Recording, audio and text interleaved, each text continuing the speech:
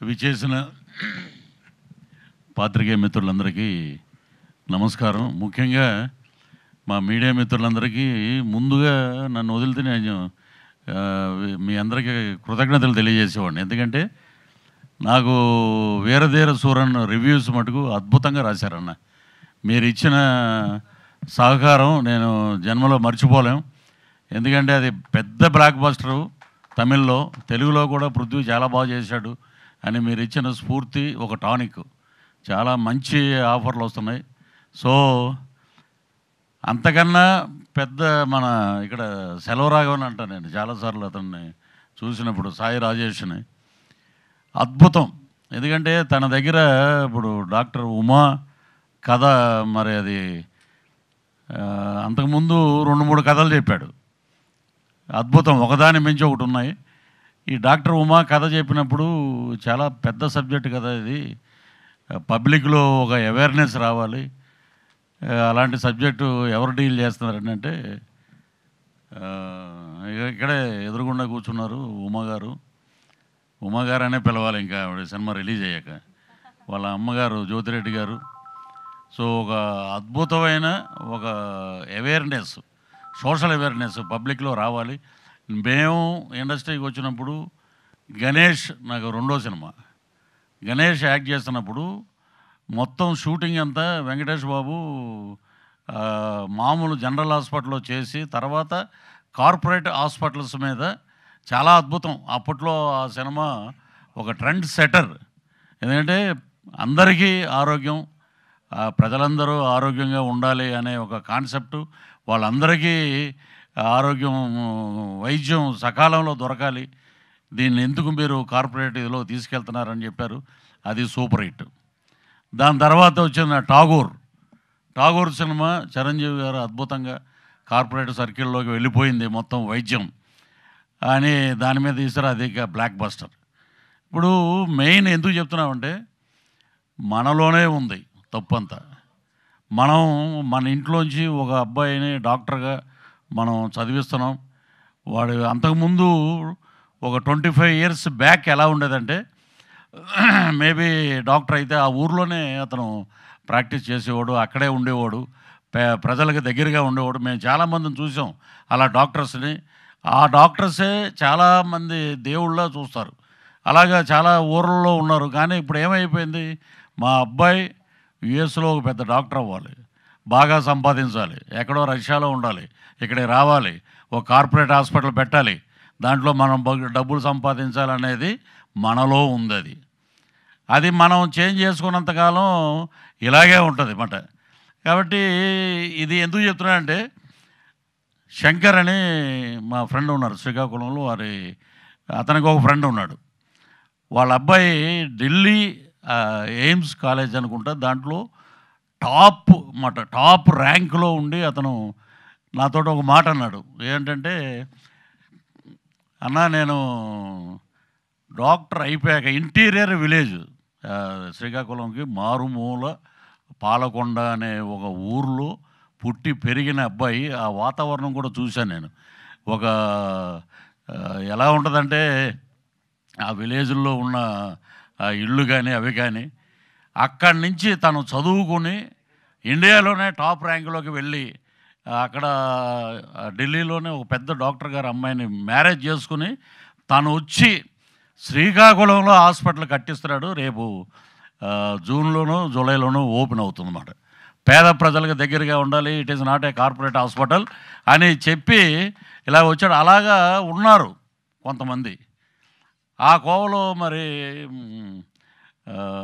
హీరోయిన్కి మరి దీని మీద అవేర్నెస్ ఎలా వచ్చిందో తెలియదు. ఒక అద్భుతమైన సబ్జెక్టు, అవేర్నెస్ రావాలి, కార్పొరేట్ సర్కిల్లోకి వెళ్ళకూడదు. మనం కోవిడ్ బిఫోరు, కోవిడ్ తర్వాత చూస్తే ఏదొచ్చినా కూడా కోవిడ్ తప్పితే అడిగి ఏమన్నా హార్ట్ అటాక్ రాదా, లేకపోతే అడిగేదన్నా ఇంకో జ్వరం రాదా, ఏం లేదు. ఏదొచ్చినా కోవిడ్ అని అన్నారు. అవన్నీ అలాగా మొత్తం ఏదొచ్చినా పంచుకున్నారు డబ్బులు మొత్తం. ప్రభుత్వాలు చూడాలి, భారతదేశం ఎప్పుడు బాగుంటుందంటే ఇవన్నీ కాదండి, ఆరోగ్యంగా ప్రజలు బాగున్నప్పుడే దేశం బ్రహ్మాండంగా ఉంటుంది. సో ఈ అవేర్నెస్ తీసుకొచ్చి చిన్న అమ్మాయి ఈ సినిమాలో ఇంత కాన్సెప్ట్ ఉంది అంటే ఇప్పుడు మాకు క్యారెక్టర్ ఇచ్చి డైరెక్టర్ గారి మంచి మనసు ఏంటంటే ఈ సినిమాలో అందరూ ఉండాలి అని చెప్పి ఒక క్యారెక్టర్ మేము దాంట్లో ఏం చేసాం అనేది అంటే దొంగ డాక్టర్లు వీళ్ళందరూ. సో అలాగ వచ్చి ఇలా చేస్తున్నారే ఈ అబ్బాయిది ఒక స్టోరీ ఉంటుంది, ట్రాజడీ అన్నమాట స్టోరీ అంతా. భార్యను కూడా కోల్పోతాడు తను. సో ఇలాంటి ఇన్సిడెంట్లు చూసి ఆ డాక్టర్ ఉమా ఎగైనెస్ట్ కార్పొరేట్ సర్కిల్లో ఉన్నటువంటి అజయ్ ఘోష్ గారితో వాళ్ళతోటి డైరెక్ట్ ఫైట్ చేసి ఈ అమ్మాయిని కూడా లేపేయాలి అనే ఒక కాన్సెప్ట్ మనం రెగ్యులర్గా జరిగే ప్రాసెస్ అది. సో దాని మీద గట్టిగా పోరాడి సినిమాని ఒక అందమైన ఒక కావ్యంగా దాన్ని అద్భుతంగా ఒక మెసేజ్తో పాటు ఇప్పుడు ఉన్న సొసైటీలో ఇలా ఉండాలి, ఇలాగ ఉంటే ఇదే పరిస్థితి మనం ప్రతిరోజు చూస్తూనే ఉన్నాం. సో మనలో మార్పు రావాలి, అందరికీ ఆరోగ్యం కావాలి. సో కార్పొరేట్ సర్కిల్ని మనం కూడా అవాయిడ్ చేయటం మొదలుపెట్టిన కాడి నుంచి మన జీవితాలు దేశం అన్నీ బాగుంటాయి. సో మా స్వర్గీయ సిరివెన్నెల సీతారామ శాస్త్రి గారు మేము సింధూరం చేసేటప్పుడు దాంట్లో ఒక పాట నక్సలైట్ల మీద రాశారు. ఆ పాట అర్ధ శతాబ్దపు అజ్ఞానాన్ని స్వతంత్రం అందామా అనే పాట. అది బ్యాక్గ్రౌండ్ వచ్చే సాంగు, ప్రమోషనల్ సాంగు అప్పట్లో కృష్ణవంశీ గారి దర్శకత్వంలో. అలాగా మా సాయి రాజేష్ ఇంత అద్భుతంగా కంపోజ్ చేసి ఈ పాటని తీసుకొచ్చి పెట్టడం నిజంగా నాకు అది గుర్తొచ్చింది అది. సో ఇది అద్భుతంగా ఈ సినిమాలో హీరోయిన్ చాలా అద్భుతంగా చేసింది. అలాగే మా హీరో నా పేరే పృథ్వీ ఈజ్ ఫ్రమ్ కన్నడ అయినా కూడా ఆయన అద్భుతంగా తెలుగు అబ్బాయే, కన్నడ కాదు, భాషా భేదం లేదు నటీనటులకి. సో ఈ రోజున అక్కడి నుంచి వచ్చిన యాక్టర్స్ అందరూ చాలామంది, మన రిషబ్ శెట్టి కానీ బ్రదర్, ఇప్పుడు ఈ సినిమాలో చాలా షేడ్స్ ఉన్నాయి, నాట్ ఓన్లీ సింగర్, దాన్ని కథ అంతా వేరే ఉంది, అది ఇప్పుడు రివీల్ చేయకూడదు అది. సో అద్భుతంగా యాక్ట్ చేశాడు తను. సో నేను కూడా తనతో 2 రోజులు తన కాంబినేషన్లు చేసాం. అగ్రెసివ్గా ఆ ఫైట్స్ కానీ ఆ సాంగ్స్ కానీ ఇవన్నీ చాలా అద్భుతంగా చేశాడు. సో ఆ భగవంతుడు ఈ ఇద్దరికి హీరోయిన్కి వారికి ఆయురారోగ్య ఐశ్వర్యాలు ఇవ్వాలని, అలాగే ఈ సినిమా మరి లైన్ ప్రొడ్యూసర్ అంటారు, ఇంకొకటి అంటే నాకు అలాంటివి చెప్పడం రాదు, కానీ మన జ్యోతిరెడ్డి గారికి అద్భుతమైన డబ్బులు రావాలి, వెనకాల ఉన్న వాళ్ళకే డబ్బులు రావాలి, ఆమెకు డబ్బులు వస్తే అందరికీ ఇస్తారు అది. అలాగా ఆవిడకి డబ్బులు రావాలి. అలాగే ఇక్కడ దీంట్లో యాక్ట్ చేసినటువంటి ఆర్టిస్టులు అందరూ, మా చింటూ కానీ ఇక మిగతా ఉన్న యాక్టర్స్ అందరూ చాలా అద్భుతంగా చేశారు. సో సాయి రాజేష్ అద్భుతమైన డైరెక్టర్ అవుతాడు. అలాగే ఈ సినిమాలో లోబో కూడా యాక్ట్ చేశాడని నాకు ఎక్కడ ఉందో స్కోప్ నాకు అర్థం అవ్వలేదు, ఎందుకంటే ఇట్ ఈజ్ ఎక్కడో పెట్టుంటారు లోబోని పాపం.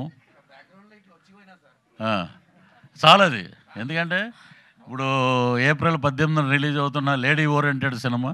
సో మీ పోరాటం ఒక సొసైటీ మీదే పెట్టారు, మీరు ఆరోగ్యం మీద పెట్టారు. సో భగవంతుడు మీకు అన్ని రకాలుగా హెల్ప్ చేస్తాడు.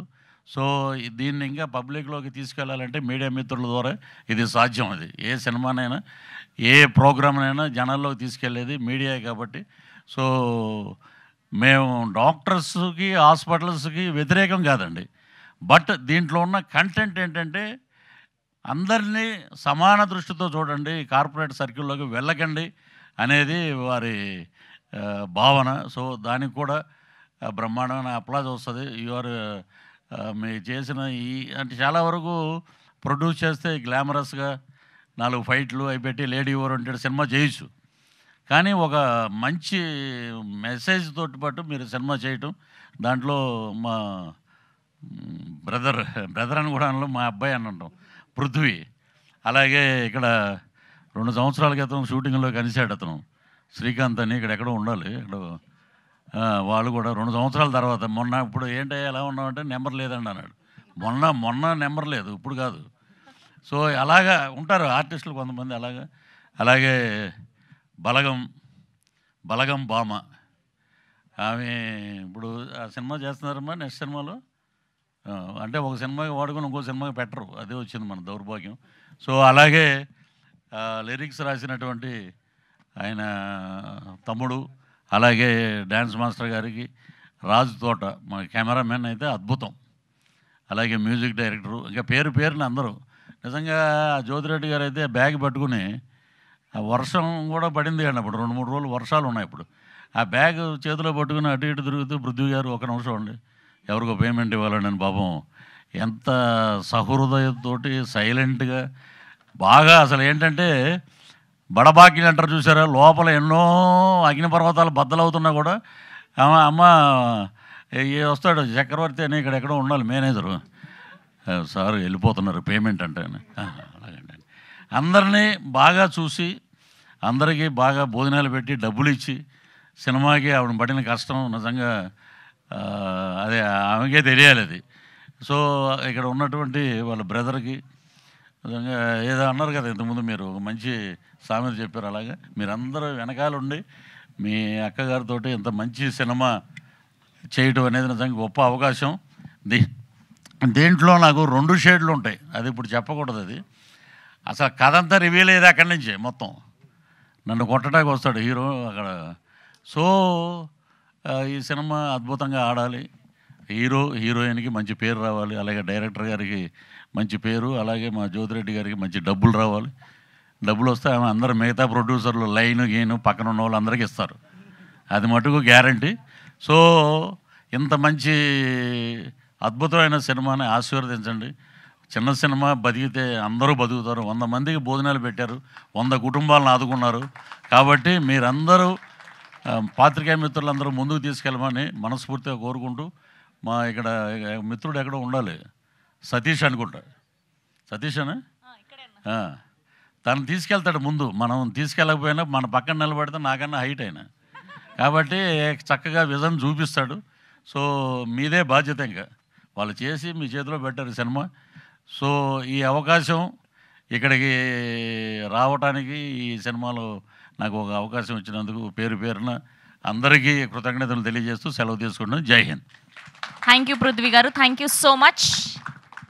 అండ్ ఇప్పుడు line producer of this film Nagesh గారిని మాట్లాడవలసిందిగా రిక్వెస్ట్ చేస్తున్నాం.